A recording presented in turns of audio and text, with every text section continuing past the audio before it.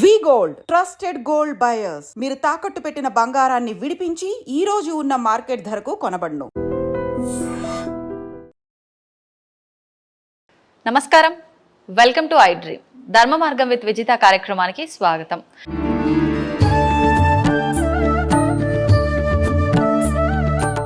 ప్రస్తుతం నాతో పాటు ఉన్నారు ఒక స్పెషల్ వ్యక్తి అని చెప్పాలి. మనందరం కూడా సోషల్ మీడియాలో ఆయనని శ్రీవారి దాసుడుగా చూస్తూ ఉంటాము.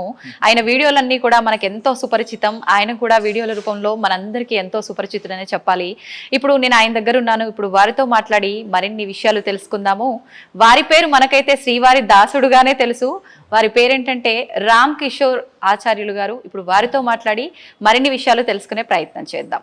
నమస్కారం అండి. నమస్తే అమ్మా, ఎలా ఉన్నారు? బాగున్నానమ్మా, చాలా సంతోషం మీరు ఇక్కడికి రావడం, చాలా సంతోషంగా ఉంది ఈరోజు.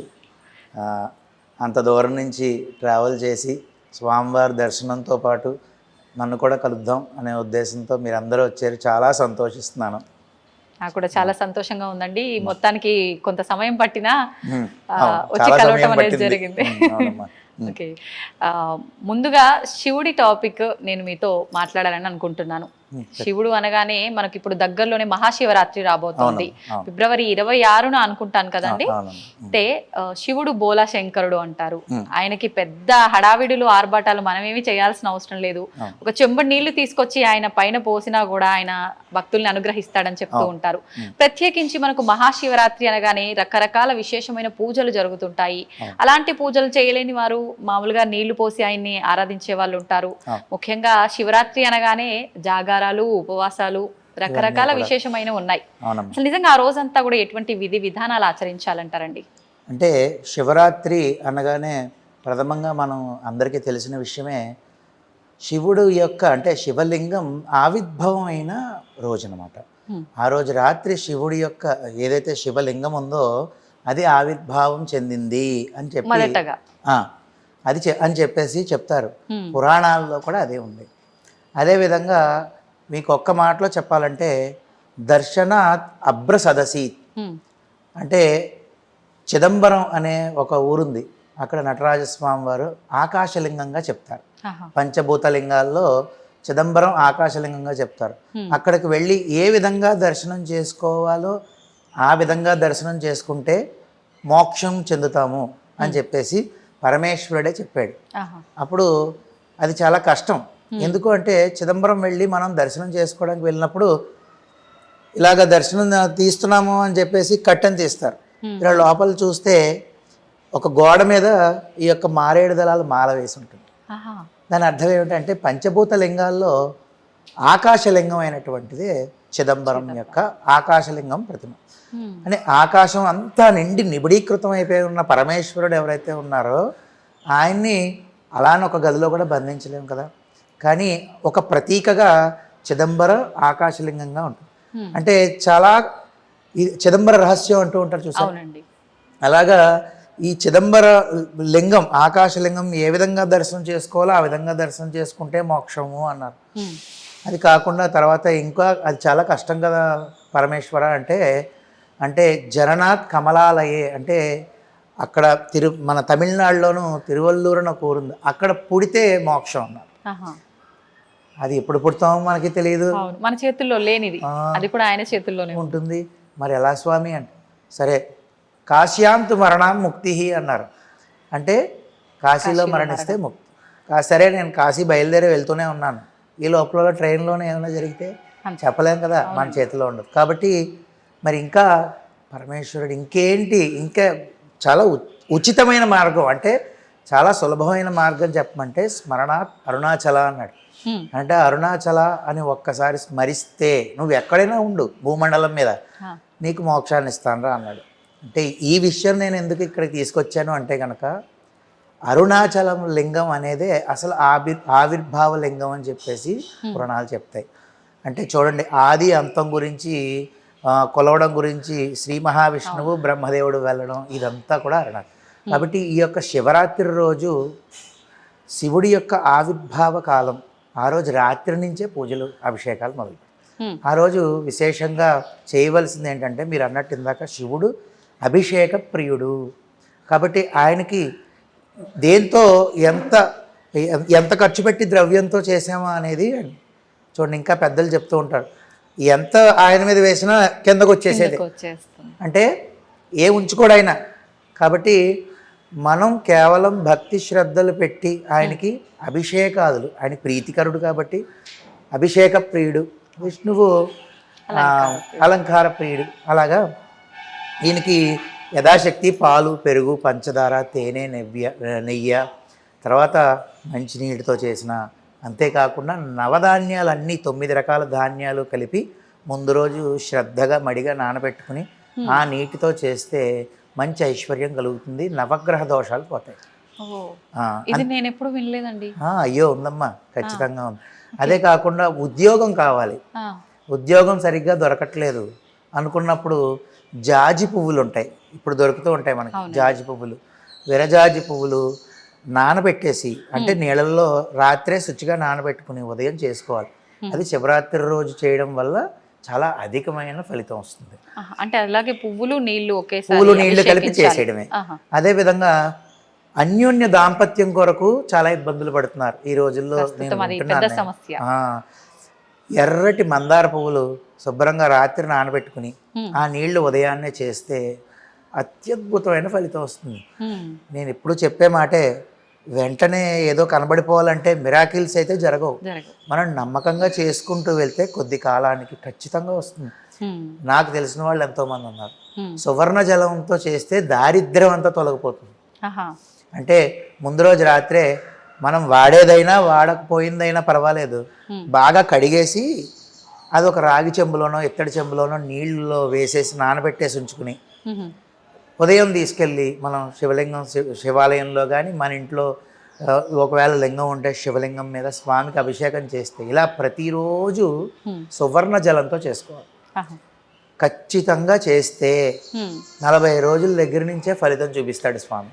ఇప్పుడు మీరు చెప్పిన ఈ అభిషేకాలన్నీ ఉదయం ఏ సమయంలో ఆచరిస్తే బాగుంటుంది? ఉదయం బ్రాహ్మీ ముహూర్తంలో మంచిదమ్మా. కాదు అంటే ఇంకా అందరికీ ఉన్న పరిస్థితులు అనుకూలంగా చెప్పాలంటే సూర్యోదయం లోపల చేసేసుకుంటే కనీసం మంచిది. తర్వాత చేస్తే ఫలితం రాదంటే వస్తుంది, 6 లోపల చేసుకుంటే మంచిది కదా. ఆ సమయం మంచిది కాబట్టి తర్వాత చేసినా ఫలితం ఉంటుంది, కొంచెం అటు ఇటు ఉంటుంది తప్ప. అంటే ఆ సమయంలో ముందుగా ఏంటంటే మనం చల్లనీటి స్నానం చేయడం వల్ల మనసంతా ఒక భక్తితో, ఇప్పుడు చూడండి చిన్నపిల్లలను లేపోరే ఈ టైంలో చదువుకో బాగా చదువు వస్తుంది అని అనేవాళ్ళం, మన పెద్దలందరూ మనల్ని అనేవారు. ఎందుకు అంటే ఆ సమయంలో బ్రాహ్మీ ముహూర్తం అంటే ఏ పని చేసినా నిలకడగా మనసు నించుంటుంది. అందుకనే 6 లోపల చేసేసుకుంటే స్వామివారి యొక్క మూర్తి మీద మన మనసు లగ్నం కలుగుతూ ఉంటుంది అనమాట.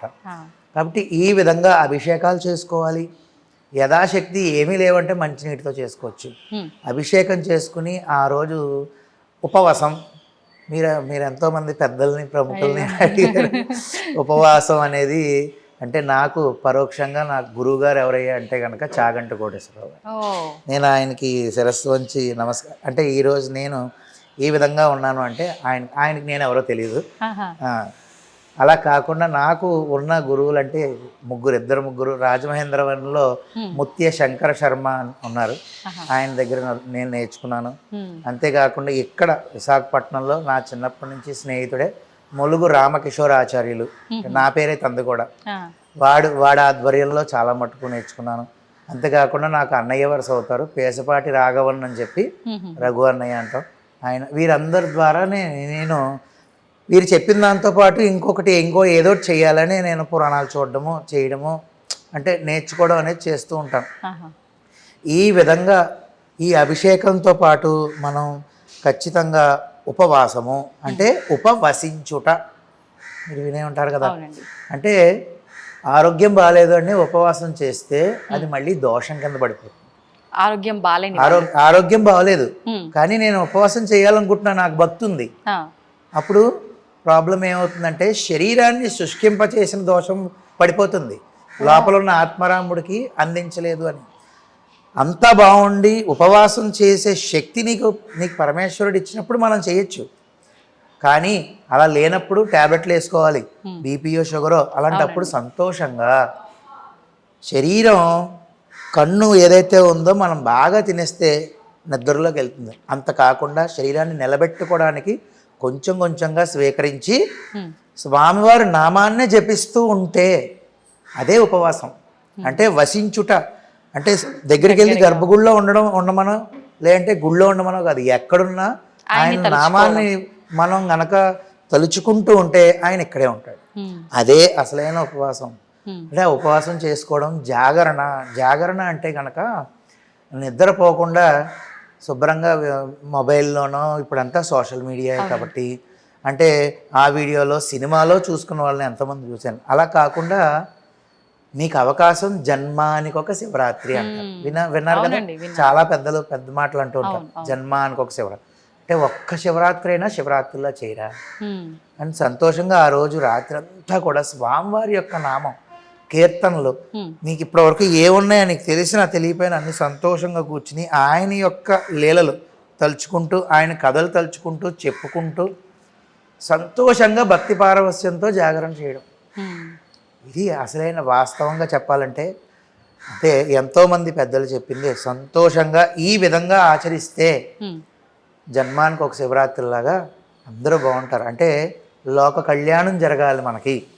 అంటే ఈ యొక్క శివరాత్రి రోజు ప్రతి ఒక్కళ్ళు ఈ విధంగా అభిషేకాదులు అంటే ఏదైతే నేను ద్రవ్యాలు చెప్పానో కొన్ని ద్రవ్యాలు అవో లేకపోతే మిగిలిన ద్రవ్యాలతోనైనా ఈ పంచామృతాలతో అన్నీ కలిపి చేసుకోవచ్చు. ఈ ద్రవ్యాలతో అభిషేకము అర్చన యథాశక్తి అష్టోత్తర నామాలు 108 నామాలతో అర్చన చేసుకోవచ్చు. అదేవిధంగా ఉపవాసము. అంతేకాకుండా ఈ జాగరణ విషయానికి వస్తే చాలా మంది 12 దాటిందంటే ఇంకా అయిపోయింది, రోజు మారిపోయింది అని చెప్పి అప్పటి వరకు మేలుకుతో ఉండి అప్పుడు పడుకునే వాళ్ళు చాలా మంది ఉంటారు. అది కరెక్ట్ పద్ధతి అంటారా? కరెక్ట్ కాదమ్మా. అది మన ధర్మం కాదు. వాస్తవంగా సూర్యోదయం అయ్యే వరకు కూడా ముందు రోజే నేను కూడా 2-3 చూశాను. శనివారం ఉపవాసం ఉంటాడు ఆయన, 12 దాటాక తింటాడు. అలాగా నేను కూడా 2-3 చూశాను. అది పనిచేయదు. సూర్యోదయం వరకు కూడా మనకి ఖచ్చితంగా ముందు రోజు లెక్కే.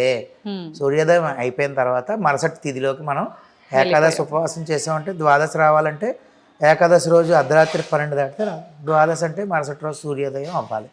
మరి అదే ఏకాదశి ఉపవాసం చేసామంటే ద్వాదశి రోజు వెంటనే సూర్యోదయం అవుతుండగానే పారణ చేసేయాలి, భోజనం చేసేయాలి. ఉపవాసం చేస్తే అలా చేయమన్నారు. వెంటనే ద్వాదశి వస్తుందనగానే చేసేయాలి. ఓకే, సంతోషం అండి. చాలా చక్కగా వివరించారు మహాశివరాత్రి గొప్పతనాన్ని, స్వామివారికి ఆ రోజు ఎటువంటి ఇబ్బంది ఉన్న వాళ్ళు ఏ రకంగా అభిషేకం చేయాలనే విషయాన్ని కూడా చాలా చక్కగా వివరించారు. ధన్యవాదాలు. ధన్యవాదాలు. చాలా సంతోషం.